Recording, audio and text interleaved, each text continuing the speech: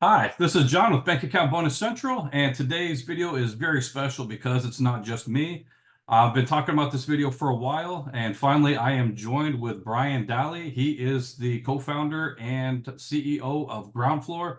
Brian, super excited to have you on today's video. Glad you're here, sir. Oh, well, thanks for having me. It's great to be with you. I'm looking forward to this.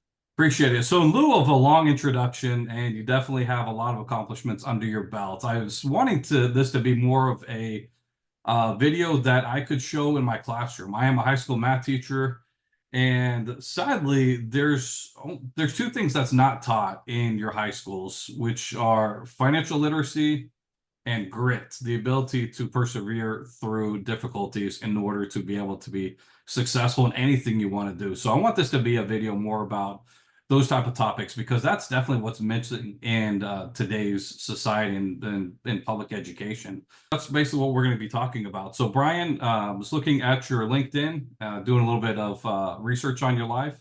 And it says that you started out by you founded three different .com startups, as one does. So if you can talk about those three, just like anybody, just starts up Sure. three .com startups. Of So course. if you wouldn't mind talking about those three and what happened to them.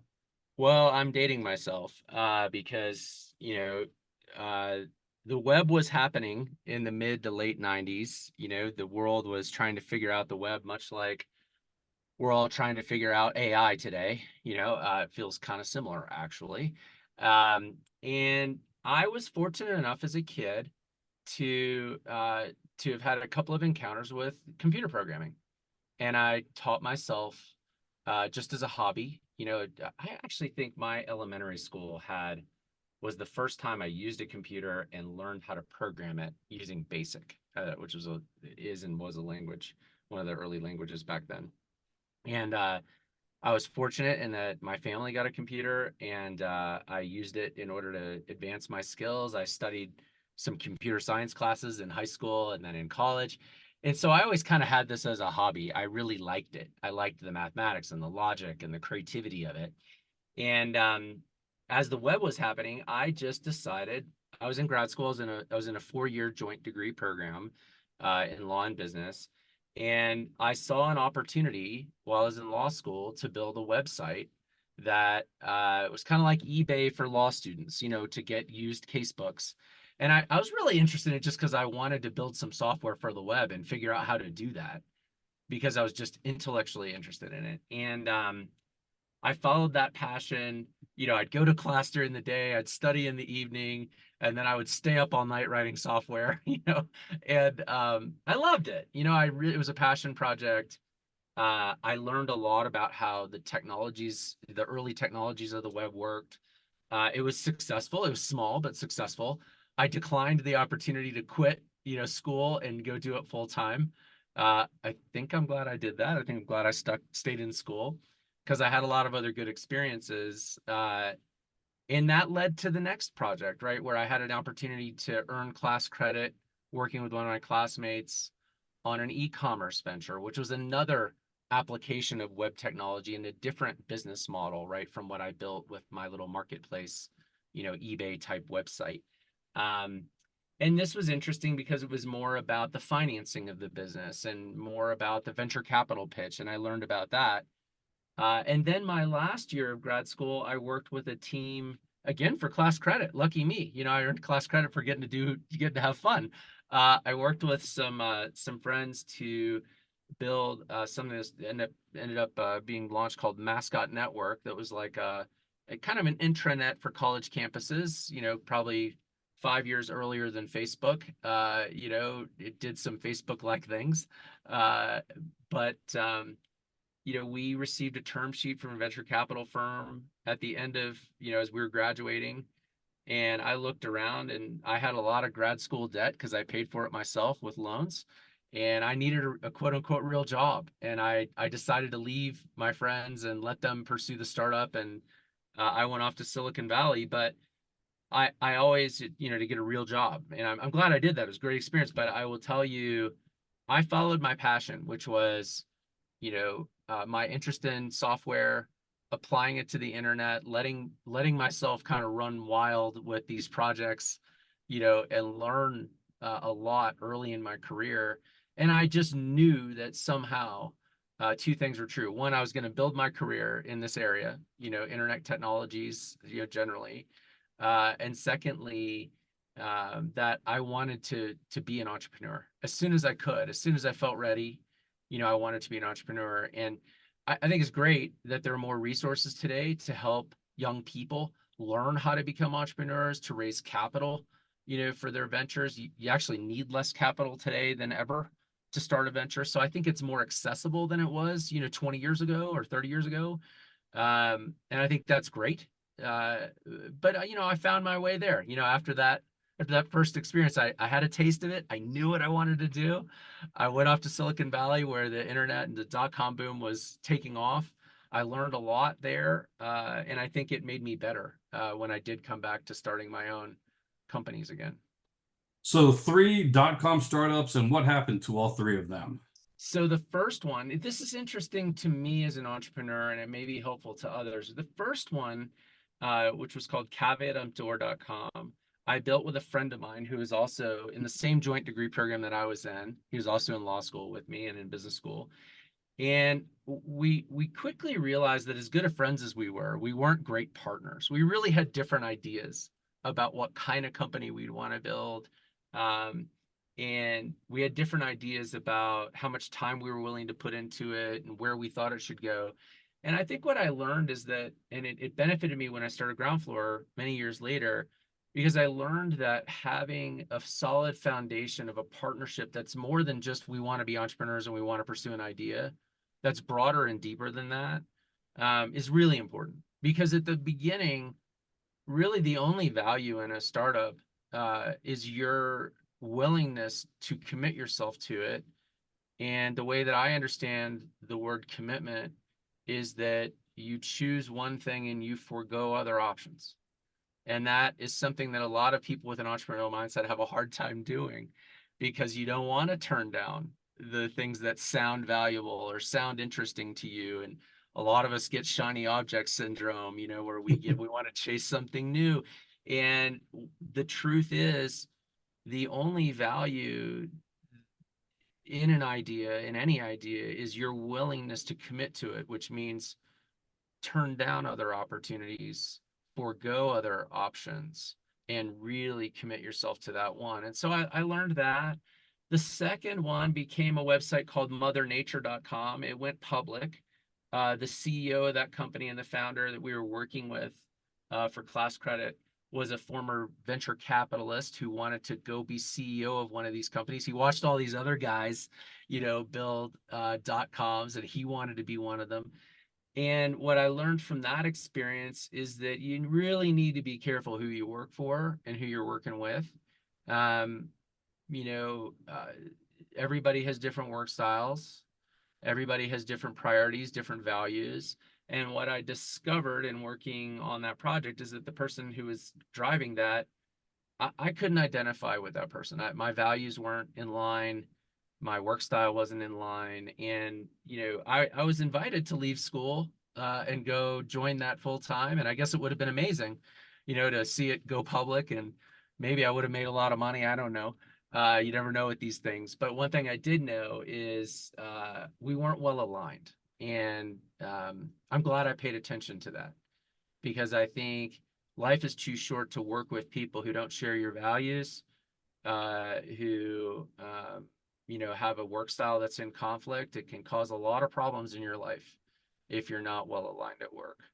And then the third one was funded. I went off to Silicon Valley, like I said. The third one, Mascot Network, it made some progress, like a lot of startups do. But then the dot-com collapse really dried up. Sort of the next rounds of funding became very hard to get. They didn't really make enough progress in order to kind of make it to that next level, and they had to wind it down, unfortunately. But it was, company survived probably 2 or 3 years after its initial term sheet, and then it wasn't able to continue. But that's what happens with startups. You have to realize, right? Most fail. Most don't receive funding.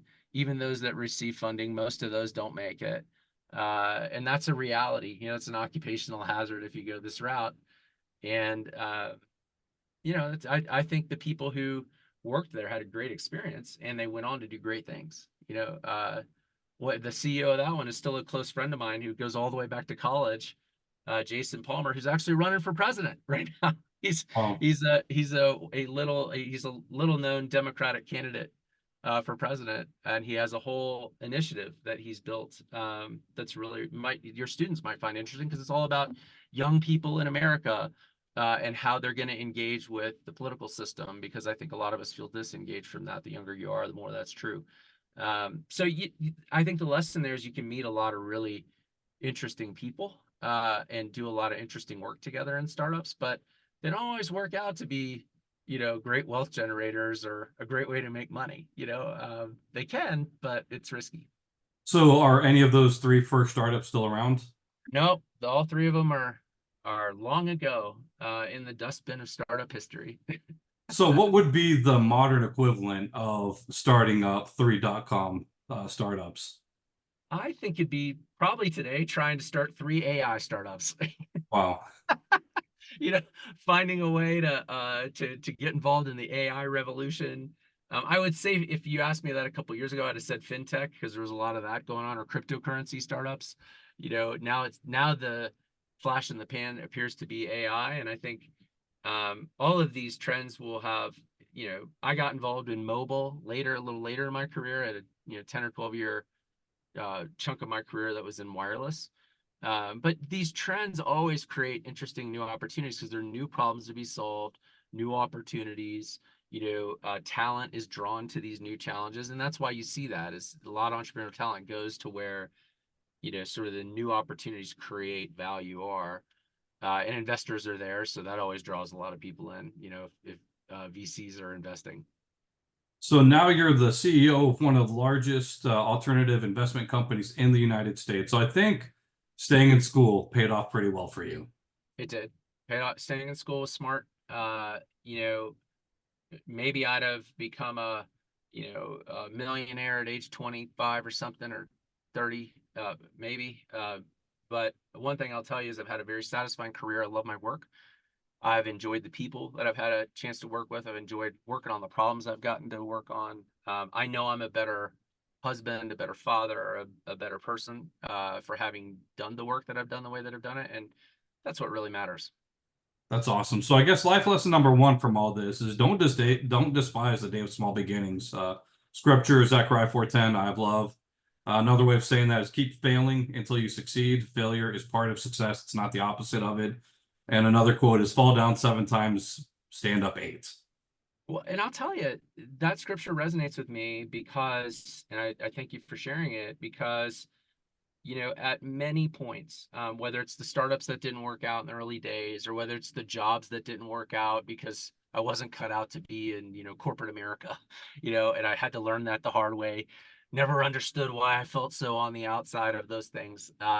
Or whether it's, the startup that I, started in 2008 with some co-founders in Boston that was seed funded by a venture capital firm that, didn't make it to its Series A, or whether it was Republic Wireless, which was a fantastic success, but again, it kind of grew up inside of a larger company, and I had to turn it over, to that company and leave. If it was Groundfloor, like Groundfloor, it took us a year before we had successfully funded our first project. It took the faith of a lot of investors to sort of stand by. It took us 4 years to build a regulatory foundation, that ultimately became what helped us scale the company and offer these securities to everybody, with regulatory oversight. I mean, I can tell so many stories about feeling humbled by circumstances, things that didn't work out, people disappointing me, uh, being confronted by evil that seemed like it was going to win.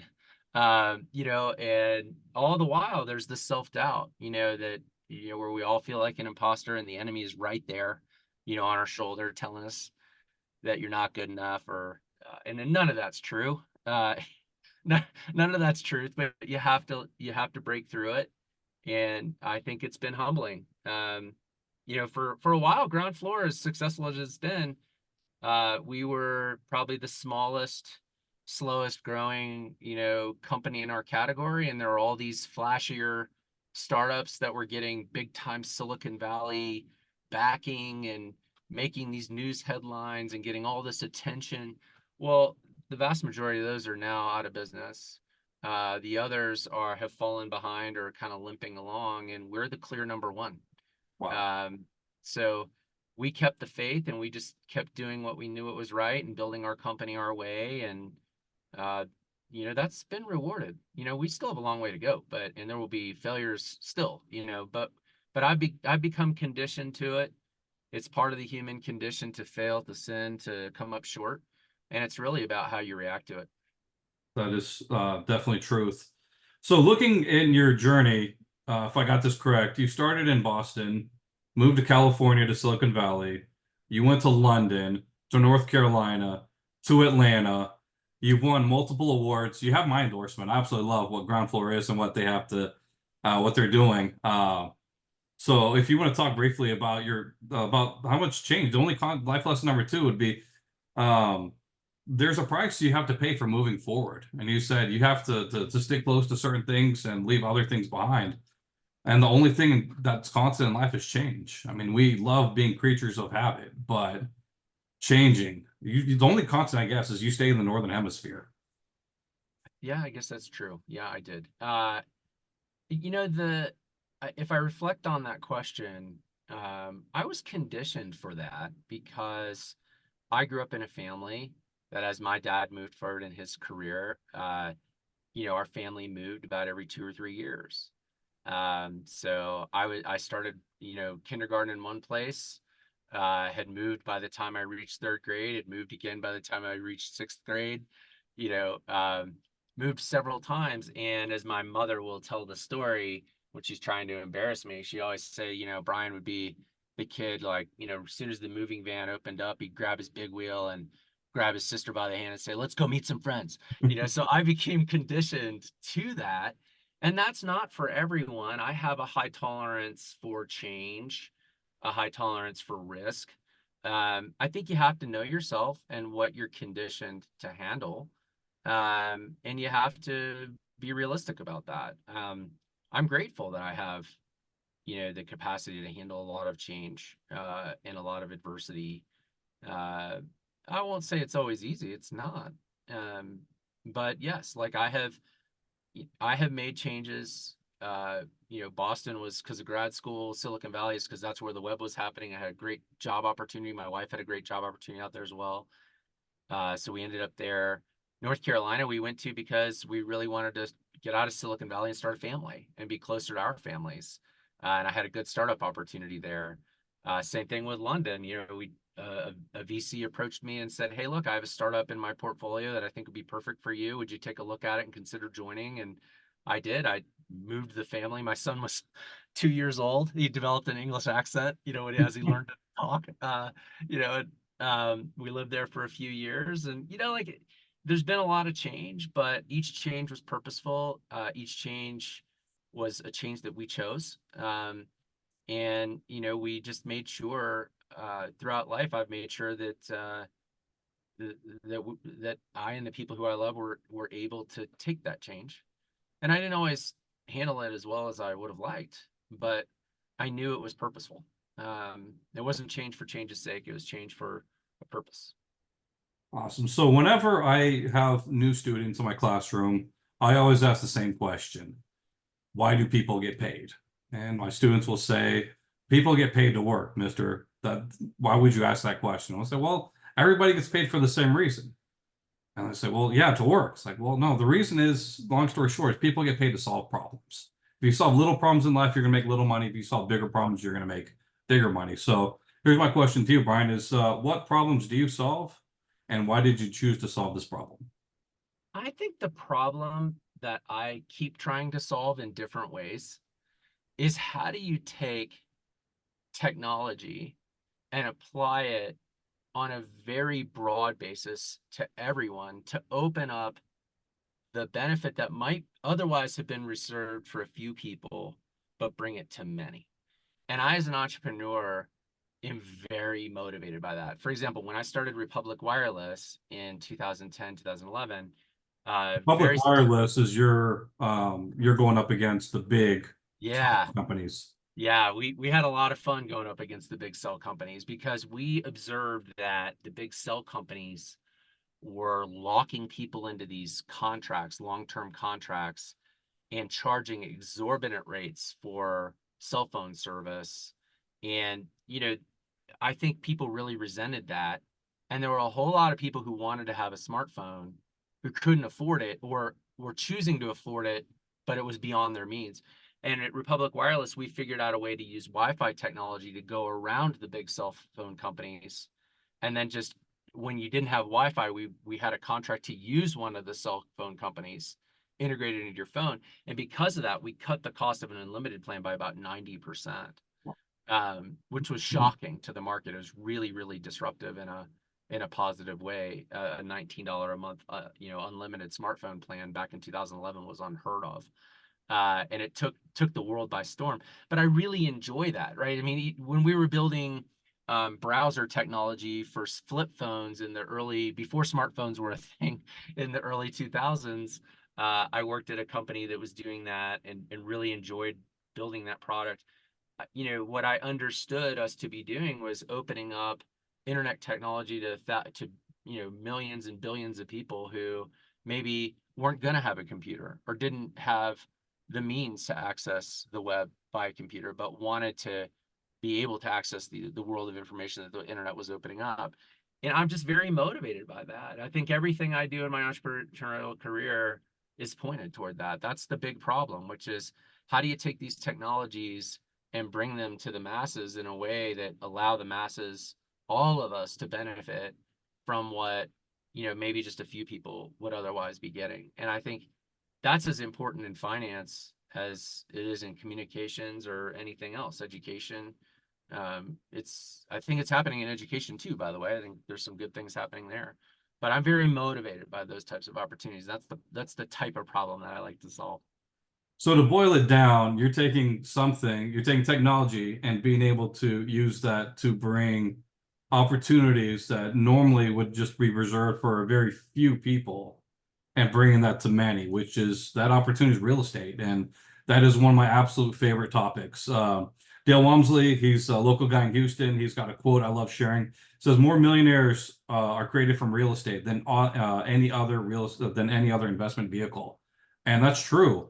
I get excited when opportunities are made for everyday investors. For example, a recent one on Groundfloor was $1 million home in Miami, Florida, where normal people like me could buy little pieces of it. And when it finally sells, we get a piece of the profits, which is awesome. Real estate, the whole thing about it, I was just going to park here for a few minutes and talk about real estate. That's where the majority of wealth is. You look at people like Bill Gates invests in farmland, and that's becoming a commodity. But fixing and flipping homes has been a thing. HGTV and stuff like that. That's what made it popular. Now, it's still a thing. It's still profitable, and it's still something that normal people like myself, a high school math teacher, we can partake in and make money off of, which is really nice.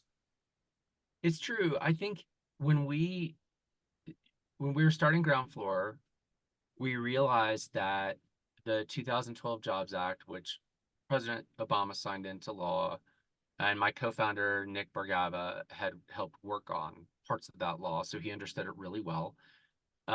We Nick and I were excited about that law because we thought that law plus technology could be used to take this whole world of private investments where the uber wealthy are making most of their money, right? Not in the public market securities that we all typically trade in or invest in.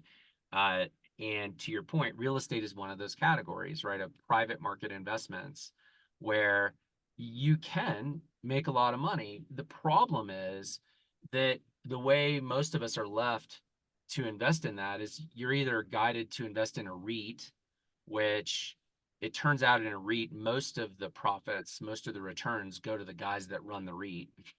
And then it comes with all this risk that you don't really realize is in there. That's kind of Wall Street, type risk.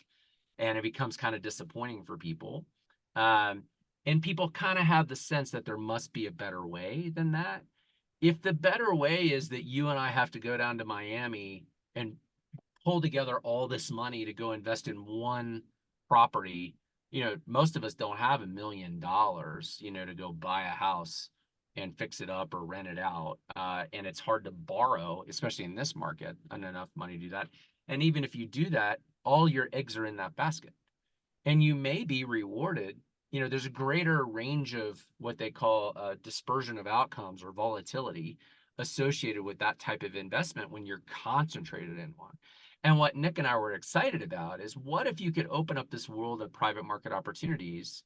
In real estate, we thought was the most promising and most exciting category. In residential real estate, we thought would be the most familiar to people. And then we realized making loans on these properties was probably the safest, type of investment that you can make, the most consistent and predictable. We just realized that the regulation and tech could be combined to lower the minimum investment in each of those properties. So we started off with $100 minimum investment per property. Then we lowered it to $10, and most recently we got it down to $1. And what that means is, even if you only have $100 to start with, and that's where a lot of people start, they start with $100. Well, you can be as diversified as a small family office or hedge fund. You can have 100 properties on Groundfloor. It's only $1 at a time. And when you get repaid, you're only going to get, 10 cents or 5 cents or whatever on each dollar. But that adds up. And what you're doing is managing the risk by diversifying and expanding the number of observations in your portfolio. And that's how the uber wealthy have done it. They rig the game. They use the fact that they have so much money already to go make more money. And we just wanted to open that up. I think competing portals or competing, platforms in our space, like, give us like $25,000 per project or $1,000 per project. That we don't think that makes sense for the vast majority of people. We think that's too concentrated and too risky. So I love the definition of the word creativity. Creativity is where you take things that previously weren't put together and you put them together. So if I get your story correct, you have technology, fixing and flipping homes for a profit, and everyday people, everyday investors. Yep. And So we realized that the other thing we realized is that this whole fix and flip or new construction business solves another important problem in the country, which is affordable housing. Because you can't make housing more affordable. Just the basic laws of economics will tell you need to expand supply. And supply has been constrained artificially relative to demand. And that has to be addressed. And it's the people to whom we're loaning money and co-investing with, to build these properties, to take the aging housing stock of America and build good product out of it that's, a good starter home, that is fairly priced, that is a good value. And the more competition in that, the better it's going to be for the first-time home buyer. And we realize that there's a lot of money to be made by the people who do that. And therefore, there's a lot of money to be made backing those people. And there's a lot of money for investors to make in backing those people and participating in that. Yeah, so we were fortunate we weren't real estate guys before this, like we financed 7,500 houses all over the country, and before Groundfloor I had done zero. So, it's kind of funny. We had to come up the learning curve and learn about that business and why it's important and valuable. So one thing I tell my students all the time is I feel sorry for the generation because when I was growing up, a starter home was typically built in the 1970s, had typically 3 bedrooms, 2 bath, cost about 80 to 100,000, and now those homes are 200, 250, $300,000. Is there any hope of those days coming back for this generation? Well, I mean, the short answer is I don't know, but I'll tell you what I do know. I have a son who's a member of Gen Z. Your students are in, I guess they're calling it Generation Alpha, that comes after Z, wrapping back around the alphabet. This generation is more connected, has more resources, is going to be larger than any generation in history. And this generation will get to decide what their world looks like. They'll reformat it in the same way that the baby boomers did. And I think that's a great thing. Will housing be more affordable? I mean, it has to be. I mean, people want to own houses, and people should be able to own a house if they want to. That said, there are a lot of people who enjoy renting, and see the virtue of that. The cost of home ownership, not just the cost of the house, by the way, but the cost of owning a house and maintaining a house, property taxes, homeowners insurance, has also increased markedly to where it's not always obvious that owning a home is economically better or better for a lifestyle than renting one. And so I don't have preconceptions about where this next generation will land, but I do think this generation has every advantage open to it, from artificial intelligence to to technologies that we don't even know about yet, and their size. There's a lot of opportunity. A lot of what's wrong with the world right now, I hope, is going to be solved by Gen Xers like myself, or at least we're going to get started on those solutions, and we are. And I think your students have the world before them, and will have a lot of opportunity to shape it. I don't think they're going to be victims. That's awesome. So my YouTube channel, Bank Account Bonus Central, we talk about exciting ways to make money. I mean, in my estimation, one of the most boring ways or less exciting ways to make money is you trade your time and your effort and you get a paycheck as a result. It's no surprise you get your paycheck. You know how much it's going to be. It's just there. But there's different ways, exciting ways to make money, such as taking your direct deposit, opening up a new bank account, and getting paid two, three, $400 just for something you already have. So that to me is super exciting. That's why I make videos teaching people about, hey, take something you already have, make money off of it. Another exciting ways is using the work of other people and profiting off of that. So where the fixers and the flippers, you're not the one looking for the deals. You're not the one trying to secure funding. You're not the one messing with the contractors. You're not the one messing with the realtors and the contracts and the closings and everything else that can go wrong. But you're able to look at different properties graded by risk levels, graded by how much return you want to make. You click a few buttons and you're making profit off somebody else's work. And that's exciting to, hey, there's a beautiful home like the $1 million home in Miami, Florida. So you can put $100 in it, you can put $10 in it, you can put 10,000 into it. And then once you finally get that email, hey, the deal's closed, the property's sold, here's your profit, put it in somewhere else. I mean, that to me is just exciting. Einstein called compound interest one of the most powerful forces ever. To where, I mean, looking at, it's okay. You can find a savings account and make 5% off of it. Interest rates higher for longer.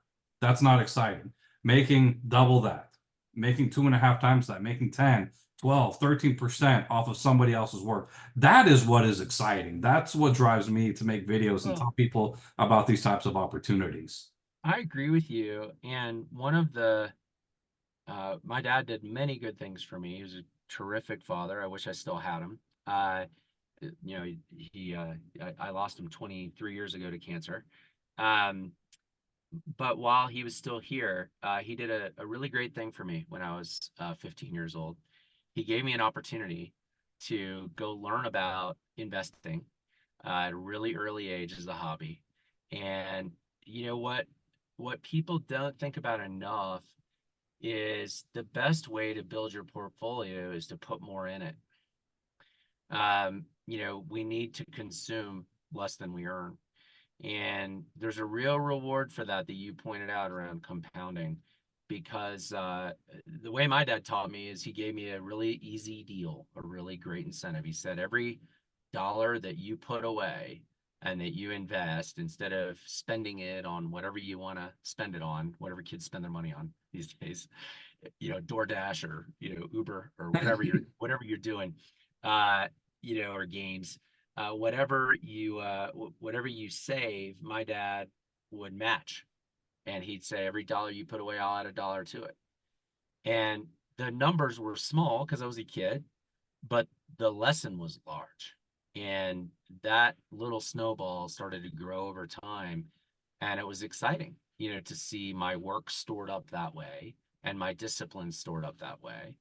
And, the difference between making 5% in a bank account and 10% in your investing is huge.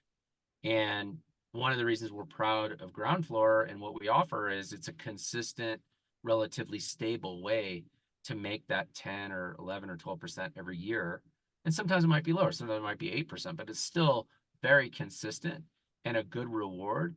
But the most important thing that young people need to be thinking about is how much they're willing to set aside, how much consumption they're willing to forego now to be able to put this money to work and then see it grow over time. And time is your friend. If you're young, man, you've got every opportunity to grow that over time. And what it looks like 10 years from now, 20 years from now will surprise you. Just go do the math, put it in a spreadsheet and watch it compound in the model. And it's very motivating, to put that money away. Absolutely. It's exciting to watch it grow. I talk about savings account bonuses, and I say it's the same thing as eating a money cake because not only do you save your money, which is basically the same thing as taking, work that you've done before, but you're taking that and you're having it work for you. Yes. And you're getting a bonus on top of it plus interest, which Yeah. is it's a savings cake, and it's a beautiful thing to see because most people, it's sad to say that most people are living paycheck to paycheck. They don't Yeah, have excess, but that's getting true. into the important habit of saving, living on less than what you weigh, living on less than what you make. Look, As Dave Ramsey says, even if it's a humble beginning, it's important in Dave principle. Ramsey says, act your wage. Don't You're live. right. That's funny. Yeah, but it's true. Next thing is Groundfloor. We've talked about is one of the largest alternative investment platforms in the United States. So what are the latest stats for Groundfloor? Well, we've crossed through $1.5 billion Wow. of money invested by people like you and me, individual investors on the platform. That money has gone to finance over 7,500 houses. And the platform is growing pretty fast for its age, in particular for its age. It's growing about 10% every month in terms of Wow. its gross investment volume. And that's because people, I think, are realizing what a good investment it is. We have a good track record. It's an unusually stable and secure investment. And I think people are sort of realizing, wait a minute, I can gamble on cryptocurrency. I can try to trade the meme stocks. Maybe I'll buy some Nvidia, but if at least part of my portfolio needs to be set into something that's very consistent. And, we proudly refer to it as kind of boring, except Boring is awesome. building a portfolio and building wealth is not really that boring, but it is a steady way to do it.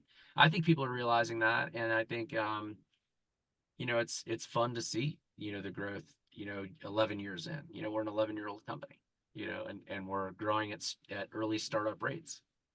Two of the most frequent questions I get is this legit? Mhm. And are there risks involved? And I tell people that, okay, there may be risks, but the risk backed by real estate. Yeah, If the world goes wrong with it, there can still be a foreclosure and the house gets sold. People need yeah, homes. that's true. Of course, there's risk in all investments. If somebody's telling you there's not risk, then they're lying to you, or you know, they're not aware of what they're talking about, or it's not actually an investment. It's something else. Uh, it all investing by definition has risk. The question is, uh, what is the risk? Do you understand it? And can you bear it? And I think the biggest risk in this style of investing is over concentration. It's putting all your eggs in one basket, because the truth is, we know that about 1% of the loans that we finance on our platform are not going to repay in full. We know that. We know it historically. We understand that that's a risk that's on the platform. And in those cases, in those 1%, they will lose about 30 or maybe 50% of their value. We know that. Now, we built a system that encourages people to have lots and lots of loans so that the returns that you're earning on the ones that don't lose money, far outweigh the returns on the ones that do. And if you understand that risk and you use the platform appropriately, you have a very good chance of getting a good result. Where people become unhappy is when I think they misunderstand that and misuse the platform and try to take what sounds like a more sensible, or we're not going to prevent you. You get to decide your own investment strategy. It's a free country. It's a free platform. Um, but if people take that concentration risk, despite our attempts to give them alternatives to it, then sometimes loans do repay late, or they repay for less money than you invested. And we don't like that, but we accept that as a risk, in this business, because there is risk of not completing the project being too expensive, house prices, declining instead of increasing, to the level that we all expected them to. And, we looked at it on our broad portfolio basis when COVID first hit, by the way. We said, well, what if 2008, the great, housing crash of 2008 happened again? How would our portfolio hold up? And it turned out, instead of modeling a 10% return, we could see that taking all the foreclosure costs and the losses into account, it might end up being something closer to 6%. But in that kind of market, 6% would still be pretty good. It wouldn't feel good because a lot of these loans would be late and, people would be worried. But in the final analysis, it looks like, it still would return even under that terrible circumstance. It's still a nice 6% return on the whole, if you're properly diversified. And one thing I So absolutely love about there is Groundfloor, risk. Yeah. yeah, you talk about the risk. Okay, some of them don't work out as planned. Some of them work out better to where Mhm. they sell for more. I True. showcase different ones where I was promised 10.5% and I ended up getting paid back 13.8. It's like, who else does this? Yeah. It's pretty cool when that happens. I like it too. Who else does this? Nobody. Nobody. That's true. Nobody.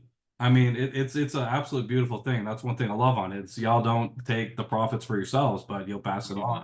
We Because pass it all on. the flippers, they don't have all the money for the home. So crowdfunding, people put money into it, and then if it sells for more, we all get to share in the benefit, which is a beautiful thing. Yep.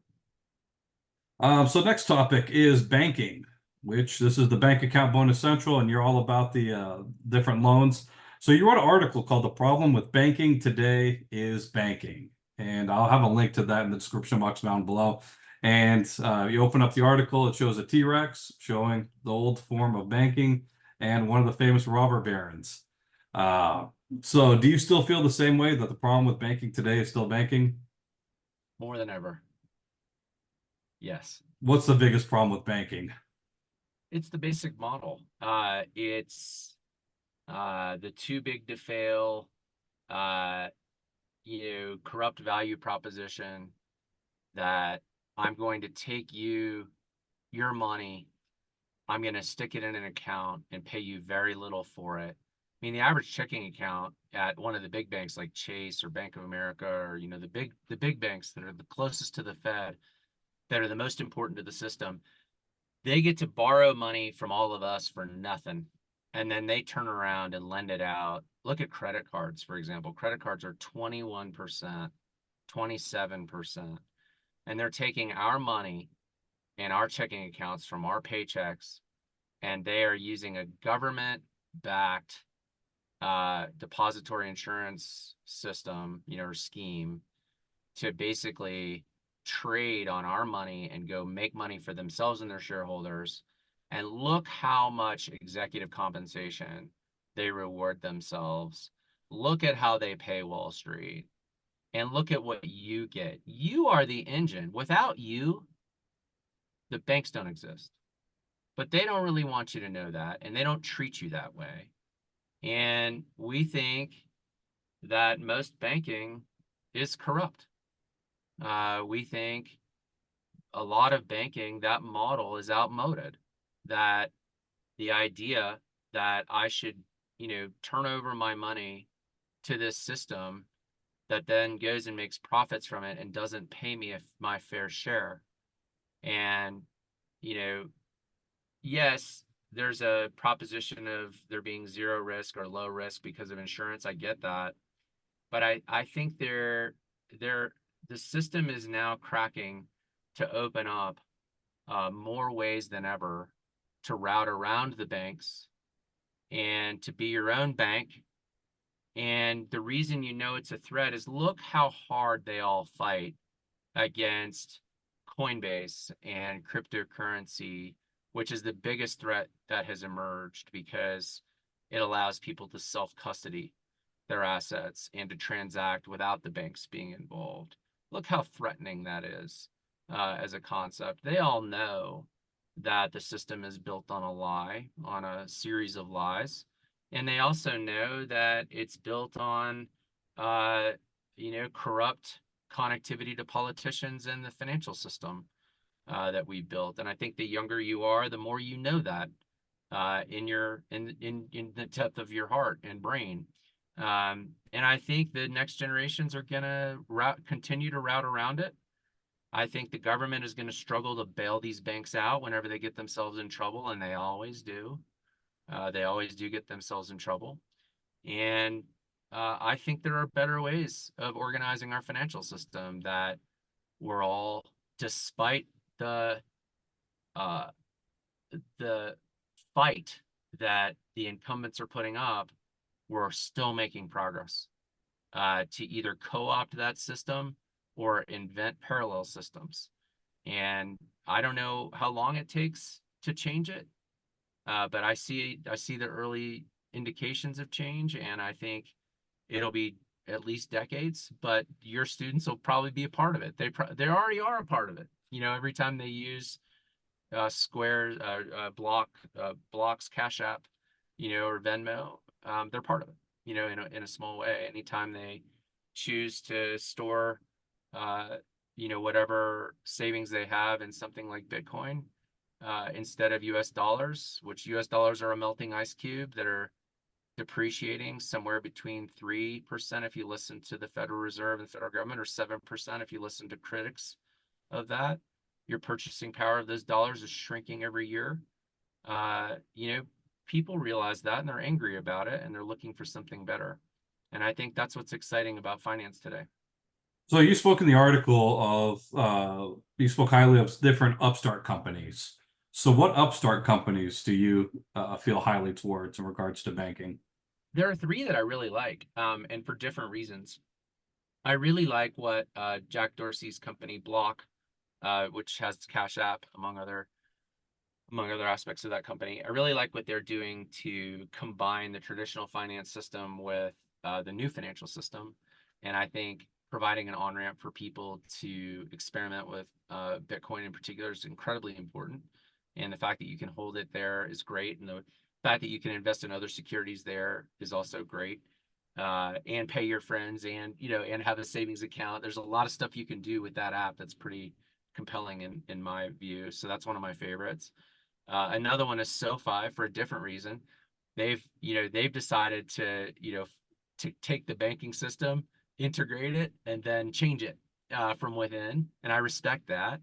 They have a whole bunch of products that are built for young people who are not rich yet, but are going to be one day, and they have a whole financial universe that they've built, for them, and then they've kind of like Amazon built, data center technology and cloud technology and offered it to the whole industry. SoFi's doing that too. So they're modernizing that system, trying to build a better system. And I appreciate that.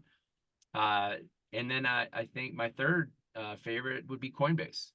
And I think what Coinbase is doing and has done, I appreciate that they have abided by regulations. They've done everything they could possibly do to live within our laws and operate above board. I think they have very high ethical standards as a company. And I think they're doing the hard work of trying to reimagine the financial system and how investing and saving and transacting can work. And I give them a lot of credit for that in the way that they've done it. So I love Cash App, made some videos promoting them. SoFi, same thing. One thing about SoFi, they have still yet to turn a profit. Their PE is still negative, unfortunately. And Coinbase, I haven't done much with them. But next question is dinosaur banks. SoFi doesn't handle business accounts. They're just personal. So who are your favorite dinosaur banks? I just think they're all the same. Like they're all pigs feeding at the trough. They just the big get bigger. They get bigger because they're more connected. It isn't fair. There's not a hill of beans of difference between any of them. I think it's hilarious how they all are running scared about, changes to the system, even as they hardwire the system to make sure that they and their executives are going to be fine. We all know what game they're playing. Most of us are onto them and kind of tired of it. And we tolerate it maybe because we have to. But that's not always going to be true. So I don't think there's any real difference between any of them. Fair enough. So next life lesson, talking about LinkedIn, your network becomes your net worth. Scripture, Proverbs 13:20, it says, walk with the wise and you become wise. Associate with fools and fall into trouble. So we become the average of the top 5 people we hang with, the people we spend the most time with, whether it's financial habits, working out, um, relationships. So speak on your network, or your network becomes your net worth.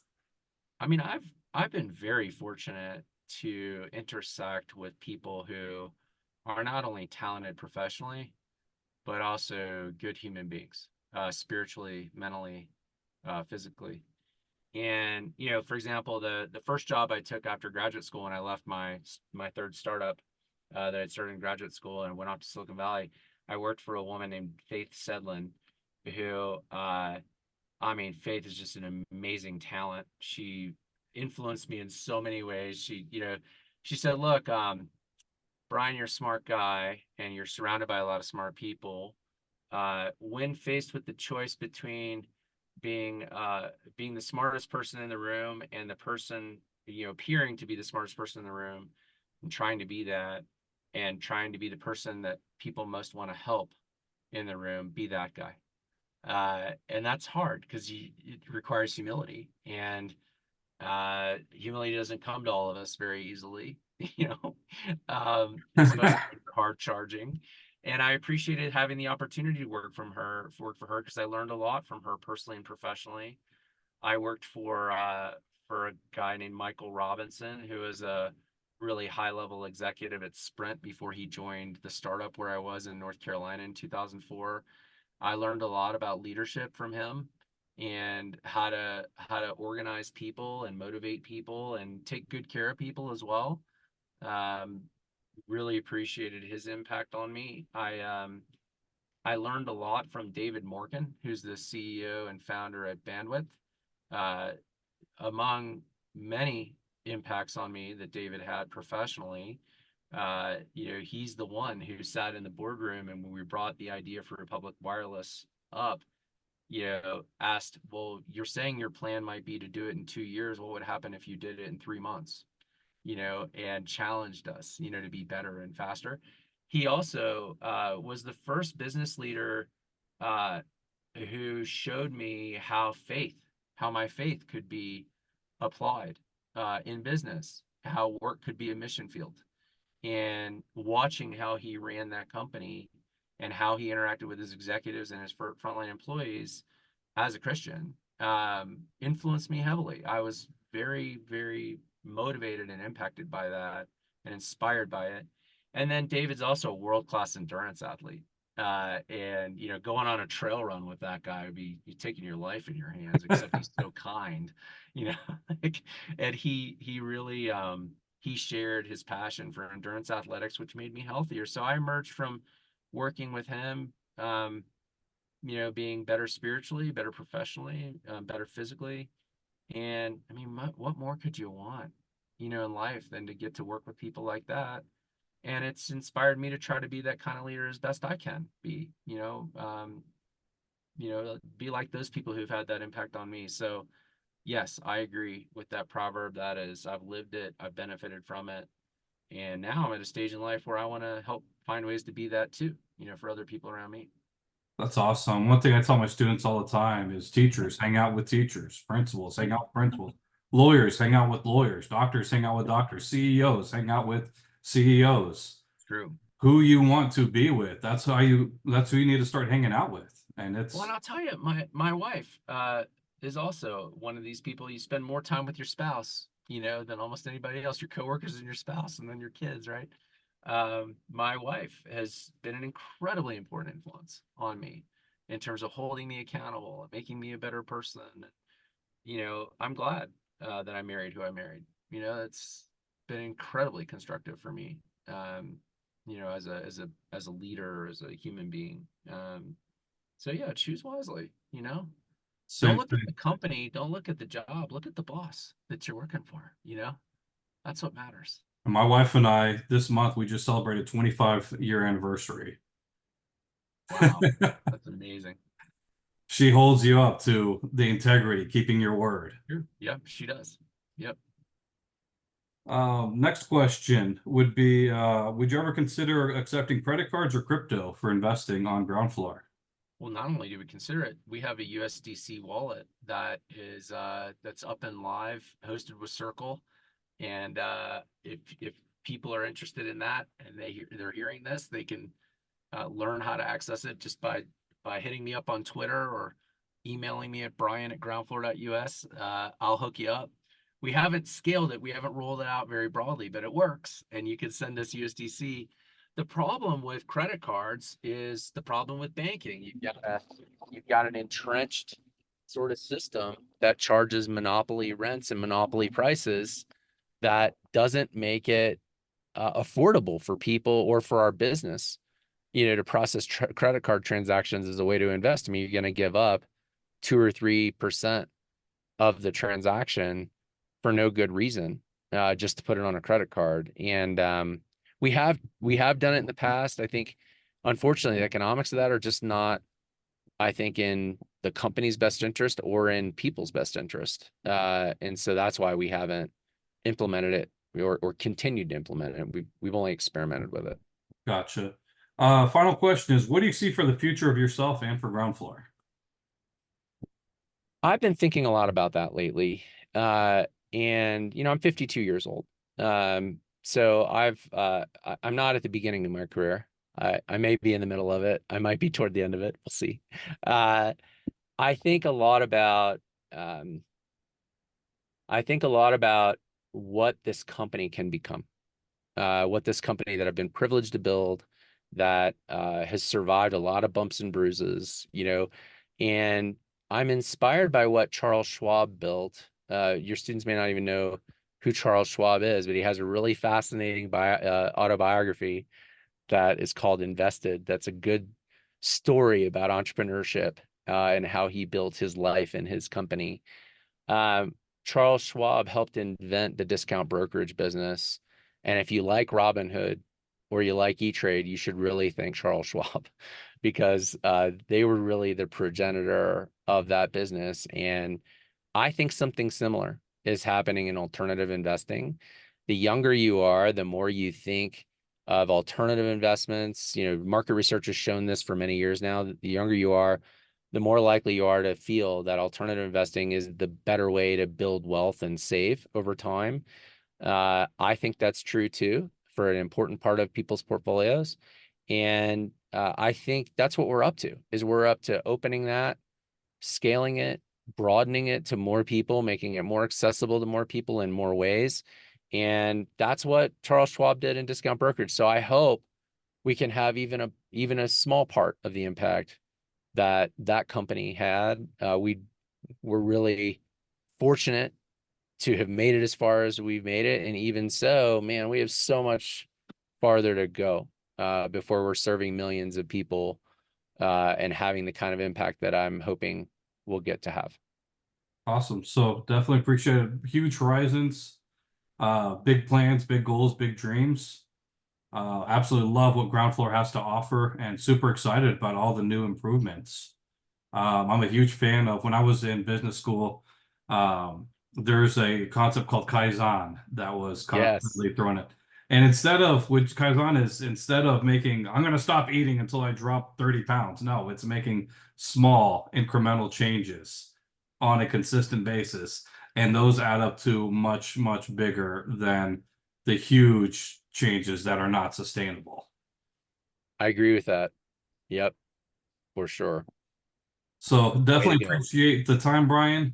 Super excited about what ground floor, where y'all have come from, where you're currently at, and where you're going. It takes a lot of grit to be able to make it. It takes a lot of flexibility to make it through the different changes and to be successful.